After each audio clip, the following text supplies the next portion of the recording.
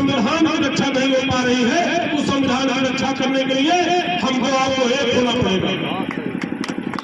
अगर हम अपने आप को अलग अलग रखेंगे तो निश्चित रूप से जो पूंजीवादी लोग हैं, जो पूंजीपति लोग हैं, धीरू भाई अंबानी और अडानी जैसे लोग हिंदुस्तान के, जानते हैं आप लोग 1% लोगों के पास हिंदुस्तान की लगभग 80 से 90% करेंसी है, दौलत। हमारे आपके पास कुछ नहीं है, हमारे आपके पास केवल जीने खाने के लिए साधन है। तो क्या है, हमारी यहाँ खेती किसानी है, उसमें भी बीजेपी जब से आई है, चाहे यूरिया का दाम रहा हो, चाहे डीएपी का दाम रहा हो, चाहे डीजल का दाम रहा हो, डीजल की हमारी आवश्यकता है। अगर हमारे पास डीजल नहीं हो तो हम इंजन कैसे चलाएंगे, हम ट्रैक्टर से जुताई कैसे करेंगे, वो भी हमारे आपके बीच में प्रभाव कर रहा है। तो किसकी कमर तोड़ने का काम किया है भारतीय जनता पार्टी में? पीडीए परिवार। पीडीए कौन है? पीडीए मोहम्मद हमारा लड़का पांडे, हमारा छोटा भाई बैठा है, वो भी पीड़ित है। हमारे राष्ट्रीय अध्यक्ष ने कहा कि जो 10% झगड़ा गरीब है, दबा है, कुचला है, शोषित है, वो भी हमारे साथ उसी पीडीए का अंग है। इसलिए हमारे समाज में जितने भी दबे कुचले शोषित समाज के लोग हैं, उनकी लड़ाई लड़ने के लिए आदरणीय अखिलेश यादव जी ने सर में कफन बांध करके भारतीय जनता पार्टी की अत्याचारी सरकार के खिलाफ बोलने का काम किया, आंदोलन करने का काम किया। और आज ये दिन है आप लोगों की ताकत की कि हिंदुस्तान की तीसरे नंबर की पार्टी समाजवादी पार्टी बनी। ये मामूली बात नहीं है। अगर हमको जो जानकारी है, जो मैं समझ पा रहा हूँ, अगर हमको भनक लगती कि भारतीय जनता पार्टी हार रही है, तो निश्चित रूप से उत्तर प्रदेश में ही भारतीय जनता पार्टी का सफाई होने को नहीं रोक सकता था। ये मीडिया ने हर बात को भड़काया, मीडिया ने बताया कि अब ये बात फिर मोदी सरकार। ये मीडिया सबसे बड़ी दुश्मन है हमारी आपकी। मीडिया ने क्रिएट किया कि मोदी ही प्रधानमंत्री बन रहा है, तो बहुत ऐसे लोग कह चले मोदी नहीं बनेगा, चलो वही बनेंगे। हुआ नहीं हुआ।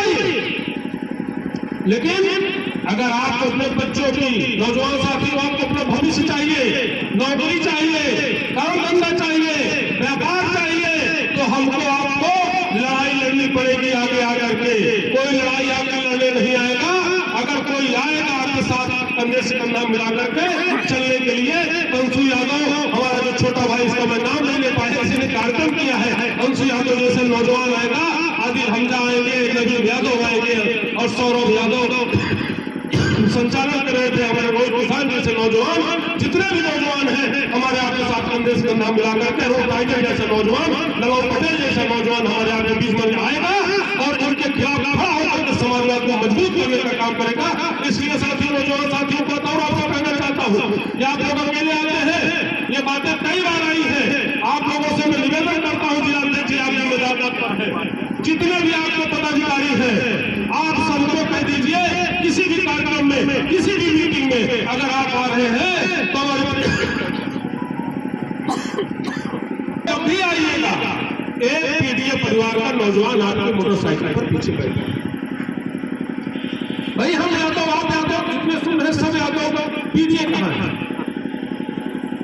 पीडीए हमको अगर मजबूत करना है तो हमको आदिल हमजा को भी सम्मान देना पड़ेगा, हमको डॉक्टर प्रेमचंद कुशवाहा जी को भी सम्मान देना पड़ेगा, हमको टाइगर जी को भी सम्मान देना पड़ेगा और हमारे पीछे बैठा हमारा साथी पांडे जी को भी सम्मान देना पड़ेगा।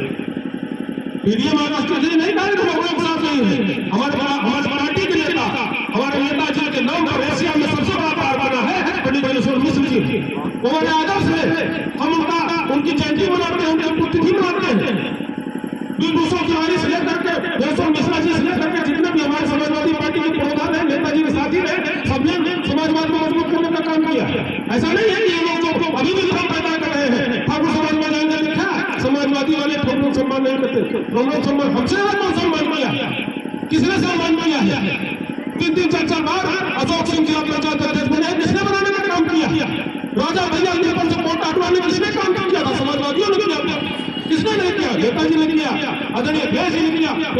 सिंह जो आज पार्टी छोड़ दिए हैं, इनकी मदद नेताजी की। ओम प्रकाश सिंह है गाजीपुर के विधायक, उनको बीएचयू में पुलिस मारते मार डालती, नेताजी ने निकाल करके विधायक बनाने का काम किया। कौन करता है? समाजवादी लोग किसी के खिलाफ है। समाजवाद का मतलब सबको लेकर चलने का है, समाजवाद का मतलब हम लोगों की ताकत है, इसमें कोई जात और पात नहीं है। हमारे यादव समाज के नौजवान साथियों का काम सुन लीजिएगा, अगर आपको समाजवाद मजबूत करना है, अपने नेता का यादव जी को अगर मुख्यमंत्री बनाना है, तो हमको आपको बड़ा करना पड़ेगा।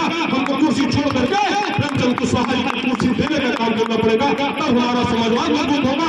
आदिल हमजा जब मजबूत होंगे तब हम मजबूत होंगे, हम टाइगर मजबूत होंगे, पांडे हमारा छोटा भाई मजबूत होगा, हम सब मजबूत होंगे। बात पीडीए की हो रही है, निश्चित रूप से जो हुआ है मेले में बहुत दुखद है। कई लोगों ने आदिल भाई लिखा फेसबुक पर, कमेंट किया कि 13 में ऐसा हो गया था, उससे पहले ऐसा हो गया था। 13 में अगर हुआ था तो रेलवे में हुआ था, स्टेशन पर हुआ था, वहां के अनाउंसमेंट में गड़बड़ी हो गई थी कि फला नंबर पर आने वाली ट्रेन अब फला नंबर पर आएगी, भगदड़ हुई थी, पुल टूटा था। हमारे श्रद्धालु एक तरीके से पूर्ण आत्मा को भी श्रद्धांजलि हमारी तरफ से है, कुछ श्रद्धालु हमारे इस दुनिया में नहीं।